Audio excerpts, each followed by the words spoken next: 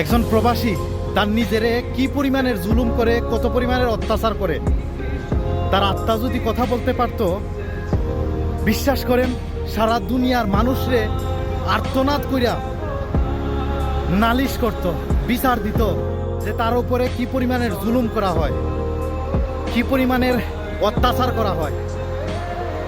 একজন প্রবাসী এই ৪৫ ডিগ্রি গরমের মধ্যে, এই রোদের মধ্যে কাজ করে।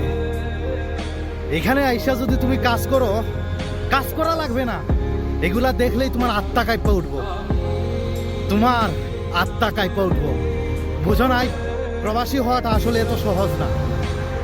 একজন প্রবাসী পারে নিজেকে অত্যাচার করতে, নিজের উপরে জুলুম করতে, আর কেউ পারে না এরকম। এটাই প্রবাস জীবন।